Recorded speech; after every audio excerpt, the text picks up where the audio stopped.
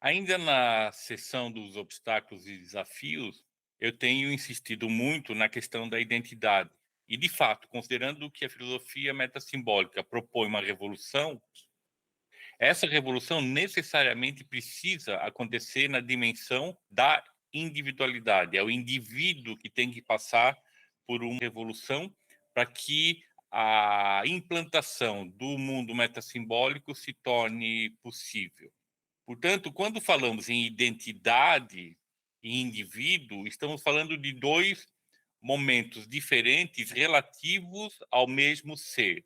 Quando nós colapsamos na existência, a partir da fecundação até o nascimento e com todo o desenvolvimento posterior, principalmente nas primeiras fases, o que nós trazemos na dimensão do ser é a dimensão do indivíduo. E esse indivíduo traz toda a herança ancestral do que significa participar e fazer parte da espécie humana. E isso não é pouca coisa. Nós vamos entender isso mais tarde com as teorias da filosofia metassimbólica, com as suas três teorias, que isso é muita coisa. Mas o fato é, e nesse momento, que é preciso que fique claro que o colapso se dá em cima de algo muito complexo, que é o que nós chamamos de indivíduo. E a partir do seu colapso, que se dá dentro do mundo simbólico, porque é nesse patamar que nós existimos, ainda que continuando a ser indivíduos, né? No mundo simbólico, nós colapsamos através da nossa família, da linguagem e todo o desenvolvimento até a vida adulta. Portanto, esse colapso no mundo simbólico ele não se opõe ao indivíduo, mas, na verdade, nas suas instituições que definem a dinâmica da existência, incorpora e expressa essa ancestralidade do indivíduo. Ou seja, o indivíduo não é o ator da vida na dimensão simbólica, mas ele está expresso e se mantém na dimensão simbólica. Por isso, inclusive, os impulsos de realização da vida que são definidos como parâmetros pelo mundo simbólico e que são perseguidos por cada identidade, porque agora já é identidade, na medida em que ela reverbera na dimensão do indivíduo, na sua ancestralidade.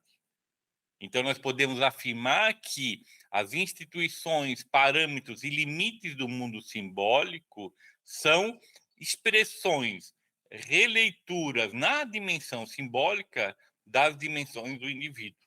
Por outro lado, por ausência de outras forças que são comuns em outras espécies animais, na dimensão simbólica, os limites são definidos para a manutenção da ordem a partir de mecanismos e instituições próprias do mundo simbólico.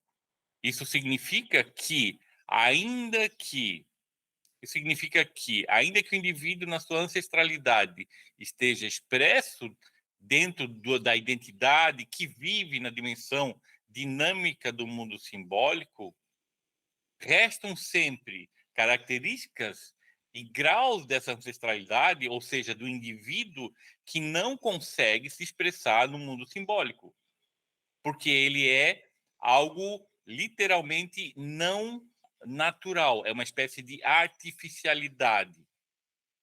Portanto, isso significa que o indivíduo expresso na sua identidade continua tendo pulsões que não são incorporadas pelo mundo simbólico, que não conseguem se expressar na dinâmica do mundo simbólico. Ou seja, o indivíduo sempre se mantém com o seu lado sombrio.